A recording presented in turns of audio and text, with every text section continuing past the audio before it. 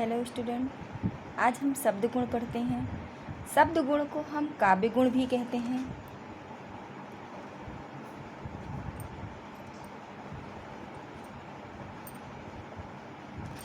शब्द गुण को हम काव्य गुण भी कहते हैं। रस का ये अनिवार्य तत्व क्या होता है? गुण होता है। तो इसकी परिभाषा क्या होती है? काव्य तत्व रस के नित्य धर्म माने जाते हैं, इसे हम शब्द गुण कहते हैं। ये वर्ण योजना तक ही सीमित होते हैं, अर्थात ये जो गुण हैं वो वर्ण योजना तक ही रहते हैं, अर्थ में नहीं जाते हैं।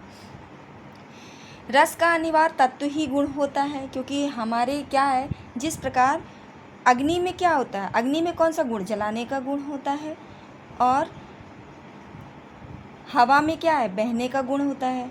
तो इसी तरह रस में भी गुण पाए जाते हैं, शब्दों में भी गुण पाए जाते हैं। तो जो शब्दों में गुण होते हैं, अर्थात काव्य के तत्व में जो गुण होते हैं शब्दों में, उसे हम शब्द गुण कहते हैं, और वर्ण योजना तक ही होते हैं। तो शब्द गुण के 3 प्रकार होते हैं बच्चों। पहला है माधुर्य गुण। माधुर्य गुण किसे कहते हैं? जिसके कारण हमारा हृदय और चित्त क्या होता है? द्रवित हो जाता है, खुश हो जाता है, उसे हम माधुर्य गुण कहते हैं। और ये गुण प्रायः करके श्रृंगार, करुण व शांत रसों में पाया जाता है। ठीक, इन तीनों ही रसों में वो पाया जाएगा। और इसके लिए पहचान क्या होती है? इसमें टा वर्ण की प्रधानता होती है। टा वर्ण में क्या होता है? टा वर्ण में ट, ठ, ड, ढ और अड़ा। ट, ठ, ड, ढ, अड़ा। तो ये वर्णों की प्रधानता माधुर्य गुण में ज़्यादा होती है, नहीं होती है। टा वर्ण की प्रधानता नहीं होती है, और इसमें कोमल वर्णों का ही प्रयोग किया जाता है। ठीक, अच्छा, इसके उदाहरण है तो आप श्रृंगार रस का भी उदाहरण लिख सकते हैं, करुण रस का भी, शांत रस का भी लिख सकते हैं। तो शांत रस का जैसे मैं यहाँ पे लिखे दे रही हूँ, उदाहरण है मेरी भव बाधा